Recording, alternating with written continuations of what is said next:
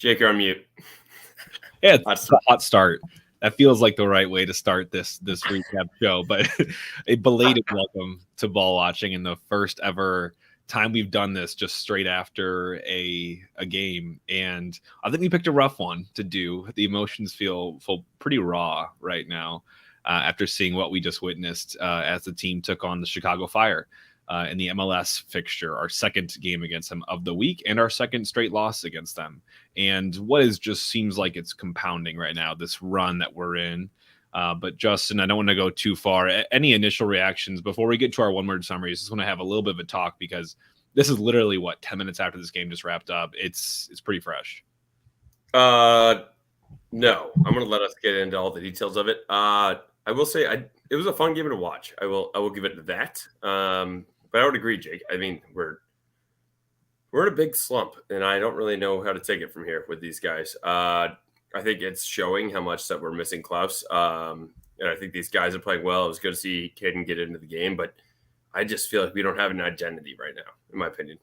No, I think that's a great way to summarize. My word I was going to pick for this, Justin, is I look at our team today. I look at them on Tuesday, especially those 2 days, and just overall this last month.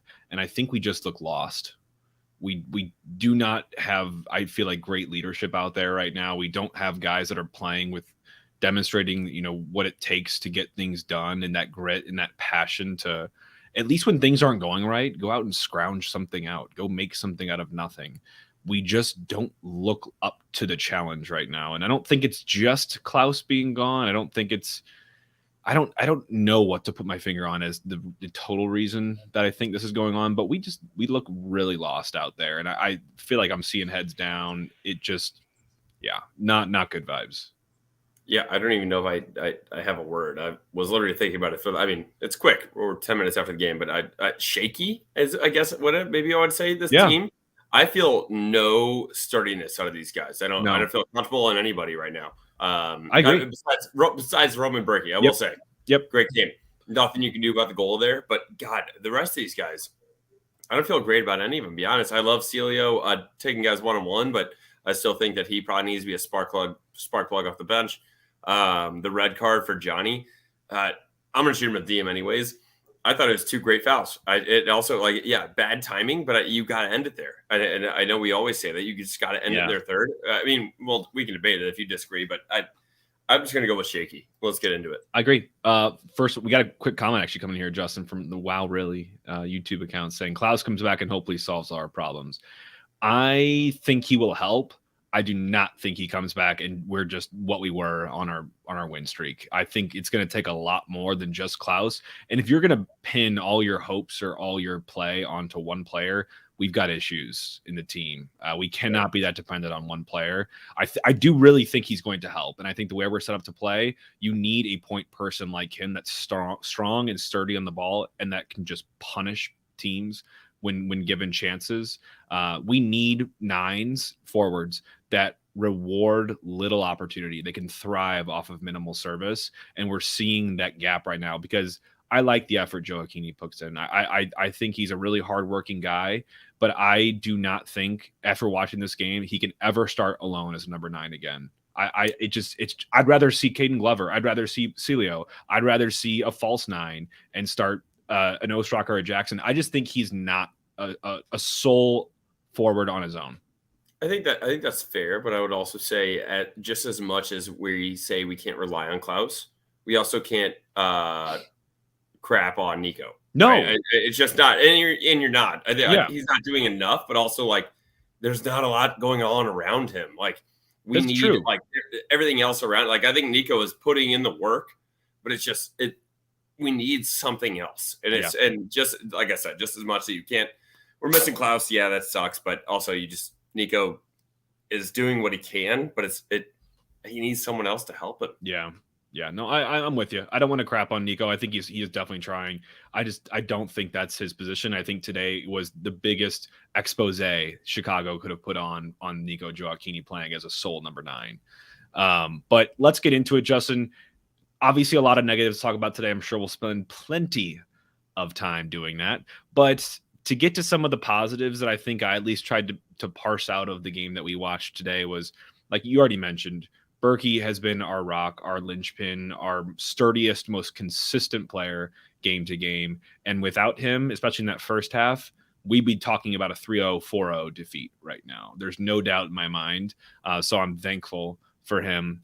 Otherwise, really, the only other highlights I kind of have are just moments and debuts and minutes for new guys. But really, I saw a moment there from Edu, deciding to put his head down and shoot the ball instead of doing these flick up in the air passes to people that aren't there or that can't hold the ball. I saw that Hebert challenge is pretty fun to watch. I mean, just absolutely clattered into whoever that was. This game was physical. I think that's why you're saying it's fun, because I agree, stats wise, not fun at all. But to the eye, this game was physical. Dude, it was up and back too. Like yeah. I hate to give Chicago props, but like they had a lot of good chances too, and that's where Berkey saved us. But no, it was fun to watch. I would say one thing that I have 25th minute, I was going to ask you, who on our team is going up the right side? Yeah. It was not Nerwinski because he can't do this, but he cut the ball, and this guy just slid completely. And I just have in my notes just Bambi on ice, this defender. That was Vasilev. That was Indy. That was Indy. Yeah. Yeah. That was – we always talk about guys like, oh, you want to be the owner of Steinberg's, whatever, the skating rink in St. Louis. This was actually my favorite one of the season so far because the guy didn't like overslide, but Indy absolutely just shook this guy. Actually, I'm glad you bring that up because Indy was kind of in a new position today too. I think he was asked more to go forward and play a little bit heavier on like the right wing. And I actually liked seeing him there. He plays winger. He's played winger before. He played that at Aston Villa. And I'm actually keen to see maybe more of that. And you shift him maybe out of the central midfield and into a position of need right now where we need creativity. We need guys that can dribble like that can put defenders on skates and make opportunities. I think he was another semi-bright spot for us today. I liked what he was doing. I have not been crapping on Indy, but I feel like he actually did step up today. I loved watching Indy in this game. I thought he did well. He played well with Leuven. Literally a minute later, I have him at 26. I have it as a note. Down here in Florida, having fun with friends. So take it what you will with some of these wording. Miggy, I literally had a great pants grab on a dude that he probably had a poster of in his house, like growing up, a Shaqiri, and a great tackle there. Like imagine being a guy that literally is now Miggy has to come home and go to algebra class at 8 a.m. on Monday, but just playing against Shaqiri, and it was a great foul for him, and I just have that as one of the positives in the first. Yeah, it was a very veteran move from a very inexperienced player, at least at this top level. And then you see him, then he makes the flip side where he makes a very inexperienced move when, man, he should have absolutely been shown red on that second challenge. But you know what? We had the soccer gods on our side there. Otherwise, dude, I think the soccer gods wanted Chicago to win. They must have had money line for them because when you watch them the first 15 minutes, these guys couldn't put a pass wrong. Shaqiri all of a sudden steps up and becomes this DP that everyone's been clamoring for this entire time they've had him on the team. He looked incredible for parts of this game. Shaqiri literally looks like he 10 years ago, Shaqiri. Like we were talking about it, and it was maybe it's just instant karma for me because I was like, oh, not worried about like Shaqiri this weekend, and then God, this guy came essentially out of nowhere, and I'm just like, what? I know. I was watching him like, holy! I mean, the passes he was hitting were incredible. He just looked like people talk about his pedigree. Like he looked like that today, and it was just frustrating. Of course, it comes against us, and he wakes up. Other positives I'm going to mention before we get into some stats and negatives here is I thought Blum also was a bright spot today. We missed him so badly, and I don't realize that until I watch him play and how safe he is. Now, he makes some errant passes or he makes some clumsy challenges sometimes, but he also has a lot of composure in the ball, and he was playing in almost a back three at the end of that game. We kind of shifted him out right, and I know he can play on the right backside as well. So good to see some versatility from him. But he made some serious challenges. He and Berkey, for me, this game could have been a runaway had it not been for them two. I couldn't agree more. I thought Blum is my man of the match with Berkey. I would say 1A, 1B. I thought he played incredible. It was just offensively, defensively. That man took away so many chances. I literally have one, as you mentioned him, I said in the 85th minute, Blum is a workhorse, and he literally worked his tail off to get us a goal kick, which could have easily been a goal. Like this man was flying around on defense as we needed him to. And then also I have another in the 90th minute, great end by Blum as well, as they were about to start another counter. which yes, I know there was technically a second goal. They were going for their second goal at that time, and he ended it immediately. And I'm like, that is what we need out of this guy and out of this team. And I missed him. It's great to have him back. He needs to start next Saturday. There's no more play it slow. Like, we need life support at this point just to get back on track. I'm not saying our season's over or we're crap. I'm just saying that we need to put a foot right, and he's a guy that's going to help us do that. Jake, quickly, I want to ask you. So, and I know we're getting a couple comments in here. What are our expectations now? Like, I know after our hot streak last time, I think that was the last time you and I talked about it. We're like, oh yeah, we were hoping to be pushing for a playoff spot. Now it's like, where are we going to be in the playoffs? I think I'm back on hoping for a playoff spot. Like, no offense, I'm not like screaming from the rooftops that we're in trouble, but I am a little worried. That's a good point. That's definitely still my hope. I think you and I ended up kind of moving the goalpost to playoffs. Definitely, maybe even try to see how far we can inch up the table and grab home field or something. And I think that was a little bit of the cart before the horse situation. We were probably drinking a little bit too much of the Kool-Aid. But I still think, given the cushion that we've built for ourselves on that win, on the back of that win streak and like a big win against a Cincinnati team, I do think playoffs are still well within our range. It's going to take, another month or two of this for us to just totally get shifted out of the picture because of the extended playoff picture. I think now is that that's probably going to help us. But no, it's a good point to make. I still think this team needs to be aiming for the playoffs, regardless of how bad our skid is right now. No, I would agree. And let's keep going into maybe the lowlights. I was going to pull up our schedule. I know that we already talking about it. I have a busy couple of weeks coming up myself, but we're at LAFC coming up. I know it got pushed now to late July, but like, there's no such thing. And then we thought we were like, oh, we play Colorado, like things like that. There's no such thing as an easy game in this season. I mean, we're at Chicago. We thought that should be an easy game. They literally just fired their coach midweek, lost them both. I'm not as concerned about the Tuesday game with the U.S. Open Cup, but then also today. Now I'm a little concerned. I am too. I think it's going to take for us too. The guys look tired today as well. And like, to me, there's no excuse for that, given we played a half game last Saturday and then we rotated a lot on Tuesday, where Chicago, I feel like, maintained most of their 11 and they looked so much more lively than us, especially in the first 15 minutes. The only other things I'll mention before we move on to the lowlights is I thought it was great to get a debut for Caden Glover. I mean, if not Gioacchini, if no Klaus, if Silo can't score goals, let's put the kid on that has a fresh perspective and fresh legs, and that's going to play every minute as if it's his last right now, playing at the top level in the MLS here. So it was good to see him. He didn't really get too much involved, and that wasn't his fault, I don't think. But remember, he's 16 years old, and he's freshly 16 years old. So going to be a face we're going to see a lot more of soon, but it was nice to see. That was for me like a little bit of a bow, and finally to see him get his debut. He is our first, he's our youngest, and I think our first homegrown player, right? I know he's our first signing homegrown. He was before Miggy. Yeah, correct. So we're really excited about that. Yeah, I would say, as we touch on lowlights, there was no lowlights for me for him. There was nothing that he did incredible. I literally don't have a single note on him as opposed to him coming in the 76th minute, but. I mean, that's to be expected. This kid's young, and he gave energy. That's all we needed right there.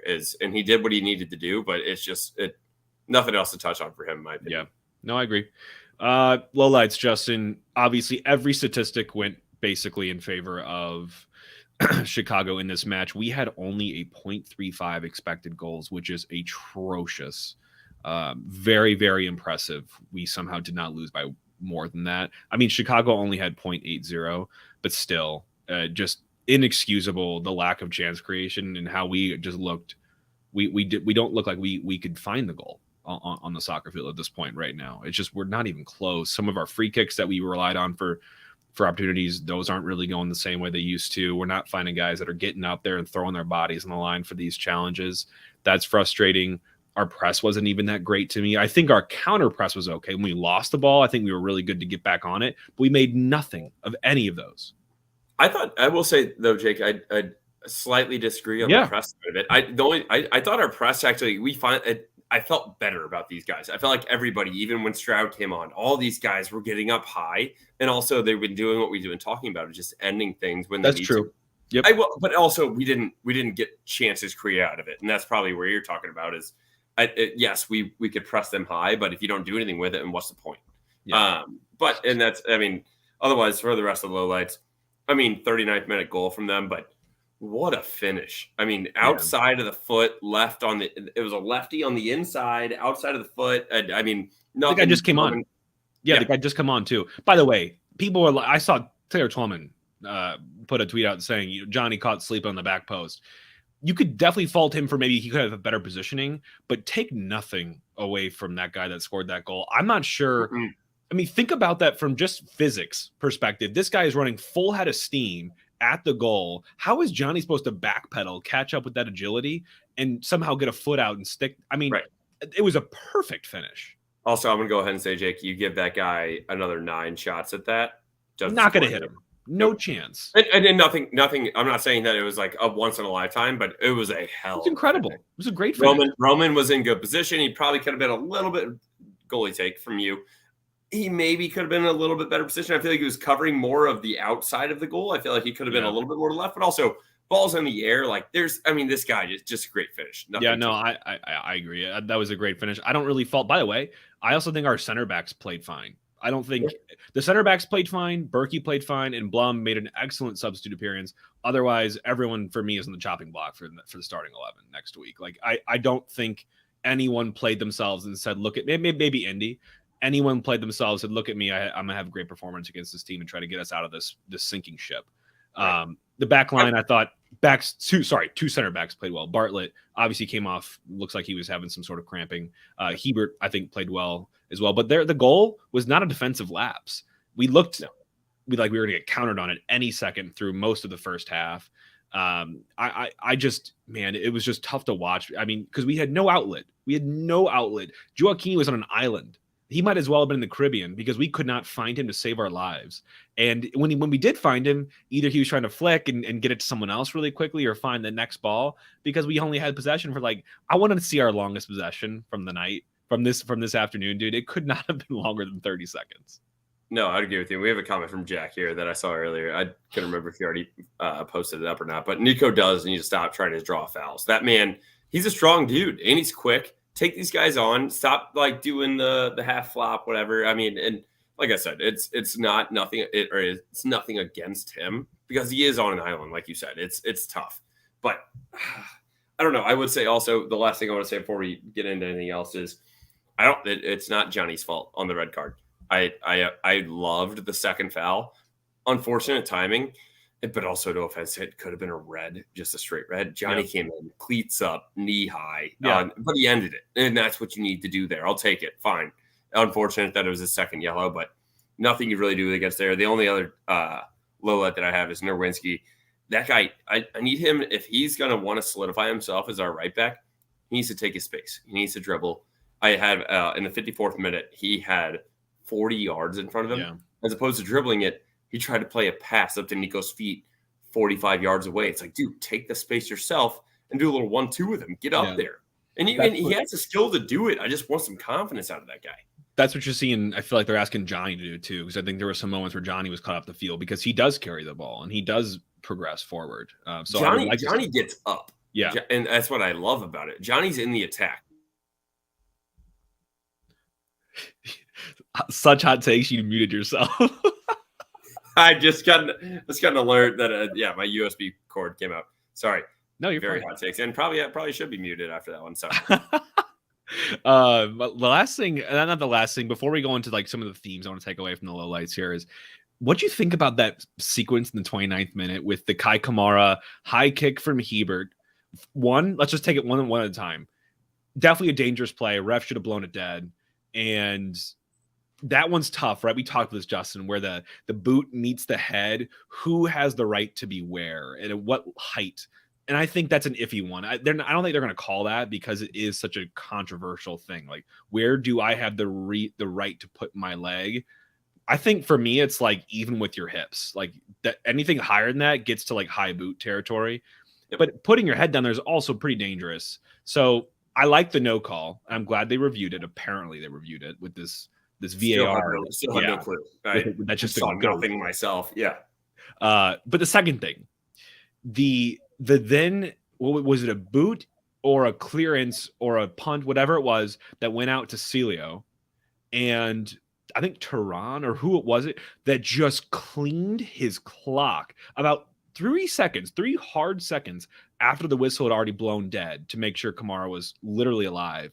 Right. And I'm sorry, that was a cheap play. That guy knew exactly what he was doing, just ran right through him. And thank God he got hurt. I'm not obviously thankful he got hurt, but thank God he got hurt, because I think for me, I thought a little bit he was staying down because he was worried he might get a card or something there because it was really cheap. But obviously he had to come out of the game, so he was hurt. I just thought there was a couple cheap fouls for sure on both sides. But that for me, that guy got away with one there because he absolutely cleaned Celio out. He got away with murder. Yeah. I'll start back on the first one. I'm usually, as a defender, the guy put his head a little bit too low. That one, foot was too high. It could have, I would have, in my opinion, I probably would have given it a PK. Unfortunate for us, but yeah, but like the head wasn't that low. It was like here. Like I agree with you. Yeah. Once you get around hip height, like why are you putting your head down that low? The foot was very high. But also going then to the Celio thing. Celio was literally catching the ball. You might as well wait for doing a fair catch. Yeah. It's a fair catch for a football punt. And this guy comes in and he goes, you know what? I'm going to put my helmet on with my shoulder pads and just run through you. Oh. I think that was absurd. Did he get it? He didn't even get a yell for it, did he? No, he got nothing. He got off the field. And it's like people are probably going to be like, well, technically play was stopped. I don't care. That's literally what you get. Like, oh, okay, play stopped and get a fight. Are you still good to go? Like, no, that should have been a yellow and probably a little bit more. Oh, for sure. It looked so bad in the replays too. And the commentators were like, well, the whistle blew just right before. I'm like, no, it didn't. The whistle blew well before he decided to do that. I went back. I was watching this on my computer outside, and I went back. Celio was literally catching the ball with his hands. Like, we make the joke that he was doing the fair catch. He was actually attempting to catch the ball. That's how dead the play was. It was just obnoxious. It just gets uglier and uglier, man, the more we talk about it. Okay, let's move. Any other big lowlights before we get to player ratings? Because this is going to be fun. The only other low light I have, Jake, and it's not even a low light for us. Maybe it's a highlight for us and a low light for them. Shaqiri is fat.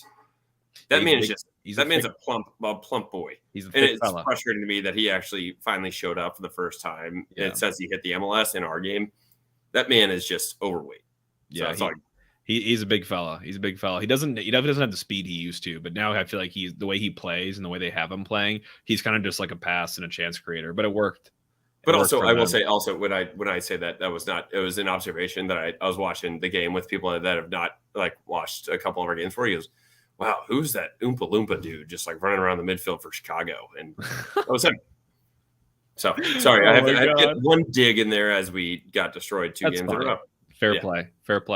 Berkey for me gets I struggle giving an A because maybe there's more he could have done in the goal. But I'm gonna give him a B+ for that night. I don't think. Otherwise, I thought he had some great saves, great kick saves, continues to do that, great distribution. He single-handedly led to one of our chances with a great throw. Backline, I'm going to grade them separately. Fullbacks and center backs. Center backs, I thought B for me. Center backs were fine. Obviously, Bartlett had to come off. Wingbacks / fullbacks, not enough. I probably a low C if I had to grade them, maybe even a D. It just we had nothing really coming from them and nothing really stopping on Chicago's wings on the counter. So frustrating night. That's fair. I would say if we're doing public school grading, I would give Berkey the highest B+ you can get him. I don't think there's much more you can do on that goal. It's a tough one. I would say I agree with you. Center backs did well. I know what website we use for this footy. Yeah, FOTMob. Yeah, FOTMob. Yeah, give him a shout out. But they gave Johnny a 5.9. I think Johnny did better than that. That's harsh. I think that's harsh. And I thought he played well. And also, like I said, I appreciate the second foul. It's just unfortunate they already had a yellow. As moving in the midfield, they also give Miggy a 6.4. I think that's a little low. I thought Miggy did all right. I thought Leuven did okay. I would give them maybe a B-. Like, not enough really going on there, but also like not awful. Like, we lost this game 1-0. We created chances. And we created one chance, one real chance, like one big chance. What I will say is that I did love how much we pressed out of this team. But also, as I look at the rest of these guys, like, I thought Andy played fairly well. I'd maybe give him an individual flat B. Yeah. Nico, not enough. Ostrak, couldn't tell you a highlight or a low light from him. I didn't even know I didn't even know he played. So I'm getting increasingly worried about this Ostrak situation because we definitely brought him in to be more than what he's contributing right now, and it's not for lack of chances. He's shown moments where we see the quality there, and unfortunately, that gets outweighed by the minutes and minutes that keep going by. And you're like, what are we getting out of him here? So today, I thought it was a big opportunity for him. Fell by the wayside, unfortunately. So I don't see opportunities for him in the future. If we're going to get Klaus back and maybe shift Joe Keeney back into a wing position, or maybe get Indy some more minutes at wing, like he could be pushed out pretty soon. Obviously, Jensen came on pretty soon in the game today too. So who knows with him? Dude, I'm so excited for Jensen. I'm waiting, and maybe that's just me. I just keep wanting Jensen to do something, and I'm starting to get to a point though with him also, like, you're not doing enough. Yep. When he gets on, like I just get really excited. I'm like, hey, this 19-year-old guy, let's get him in. Let's get him some minutes. He's electric, kind of. And then no offense, but also on Celio Pompeo, I'm kind of done with the train of him starting. I know it's tough with Klaus. I love Celio. I just think he's so much better as a spark plug for us. When the defender's legs are tired, he's got a little bit of a chip on his shoulder that he's not starting on this team, and he probably could, obviously is at some points. And when he gets in the 60th minute, I want him just clicking and getting upset and running at people, because that's when he's at his best. I'm with you. I just don't know. I mean, unless you're saying when Klaus comes back, I just don't know who's supposed to play ahead of him at this point, because as dull as we feel like it is sometimes, because he is a big spark plug, but when you give him a full 90, you don't really see as much, because I think he gets to shine against some tired legs because he's just so full of energy. But I don't know who I would say, oh, this person needs to start ahead of him, because right now they kind of have him starting at the tip of the team, kind of up top is like a false nine. But unless it's Klaus, by the way, day by day by day, game by game by game, this whole Adeniran loan looks awful. Dude, awful. I'm glad you mentioned it, because you're like, who should start in front of him? I'm like, you know who should? Adeniran. Yeah, I can't think of. We don't have him. No, I can't. We don't have a forward on the roster, like a center forward on the roster besides Caden Glover now. I love management on this team, but that was a fumble. Yeah, I just don't know who was like, yep, it seems we are so set up top that we just don't need Adeniran. I think my one theory that I'm just clinging on to there, because I agree, for such a formidable management and coaching staff, I am perplexed by this. My one thing that I think maybe why this is happening is that it was prearranged, and it was always going to happen. It was just a matter of when. And so when, of course, they get to the final details, when we lose our guy and the backup is now leaving and he wants to go get minutes, and he's doing well. By the way, you muted yourself. He's doing well. He was in the match day team of the week for this USL championship last week. He's scoring goals, and we just miss him dearly, man. Just someone that could offer that big presence up top. So that really bums me out at this point. Yeah. It especially, well, it's also very like easy for us to say in hindsight, like maybe it was a good, and like we're not management, obviously. Maybe it was a good move for us, and like if we're winning games, we would never even mention it. But its problem is like we're hitting it like the worst of both worlds. Where like we're on a lull, we could use a striker, he's gone, we let him go. I mean, if we were winning games or tying games, we would. Yeah. So I mean, it's tough for sure, tough. Yeah, I'm not going to point fingers or anything. I just feel like. Yeah. And we have the option to recall him. Like, let's just say Klaus goes out for the season.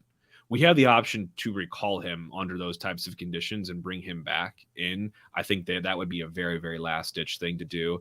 It just sucks because right now we're devoid of creation, and we're also kind of devoid of options in certain positions. Like, we don't have any central midfielders either besides Miggy, Indy, and Edu.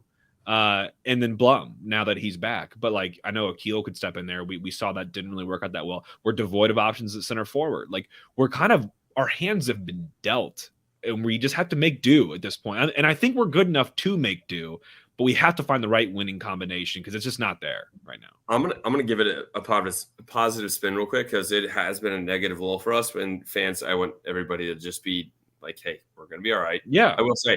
I would say our only worry is up top, but Klaus should be coming back. It's almost like we have plenty of options in the midfield when you look at Isak Jensen, Celine Pompeo, Akil Watts. Azel Jackson too. Sorry. And we're looking, and then you look across with Leuven and all these guys, and we just have too many options. We just need one of them to step up. Yeah, and it will happen. So that's why, on a positive spin, and the fact that like it will be okay. We just need one of these guys to start clicking. I know we click so quickly in the season. Now we're starting to fall into a lull.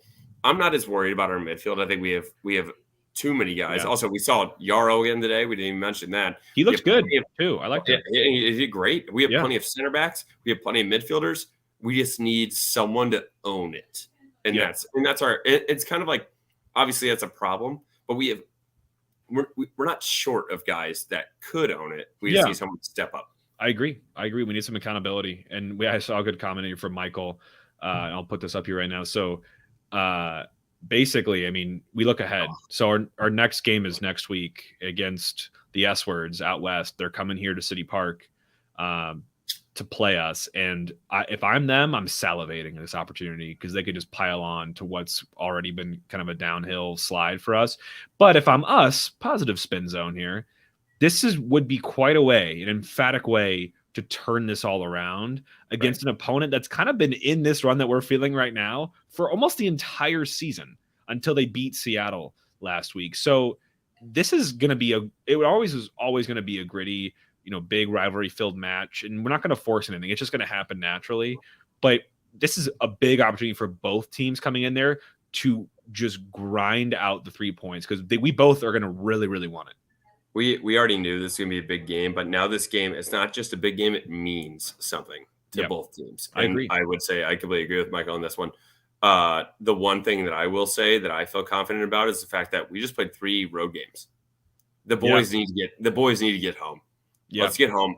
Let's turn the ship around. And that literally, I'm not kidding. Best fans in MLS is us. Oh, no doubt. No doubt. Absolutely. Let's get these guys in front of us. Let's get them in front of a great crowd. Did you see the amount of people in Chicago? Coochie Monster 69, 84 or whatever. Yeah. Him and his 8 buddies were in the stands, and that was it. Oh man, I think I saw him there too. Hey, good point, by the way. On the away days, we've been on an away spur. We have home games against the S-Words on Saturday, the following Saturday against Vancouver, the following Saturday against Houston, and the following Sunday against LA Galaxy. So we're going to be home for 4 straight games. What better timing than right now? It's a come home, let the guys get their feet under them, get off the plane, and relax. Come back to an atmosphere that's comforting and that really supports them. And let's help them through this, man. It's going to be a long journey ahead. Yeah. Also, fantastic weather. It's starting to warm up St. Louis finally. Yeah. And then also 4 games in a row. Correct me if I'm wrong, Jake. I don't know the stats in front of me. I believe all 4 of those teams are in the bottom half. They are. Oh, I know the S-Words are. Yep. Are they even? Yep.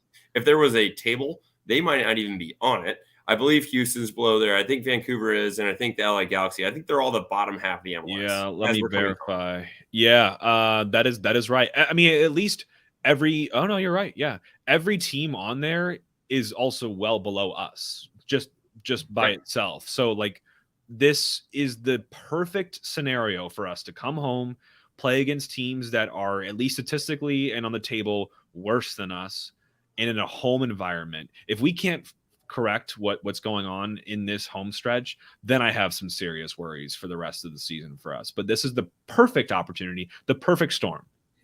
I would say, yeah, I could not agree more. But what I will say is I'm optimistic. I'm very optimistic. I think we come home in those 4 games. Jake, what do you think is an acceptable point total out of those 4 games? I think if you're Carnell and you see the opposition, it's tough knowing how we've been playing so far because we have no momentum. So we need to pick that up against someone. I would be happy with between 7 and 9 points. I think 7 is my minimum. Yeah, 7 is the minimum for sure. 2 wins out of those games. Yep. If we get 6, it's like, okay, fine. Yeah. But if we get 2 wins and a tie and a loss out of those 4, I'm feeling great about us again. I agree. I think 7 is we should strive for 7 and above. 6. I would be okay with, not enthused, but okay. Right. Anything below 6 is a disappointment. Yeah, dude, just give me 3 at this point. Just give me a win. Like we need something to get going. But a little bit of positive spin to end the pod. I know it's been a little bit of a negative one for us, but we're going through a negative slump. Everyone, we're gonna be okay. Don't jump off the wagon now. Don't sell your season tickets. Don't opt to not renew your season tickets for next year just because of all this. We're gonna be fine. If anybody's thinking about doing that, call me because I will buy them. And then also, what? I said we're here for you.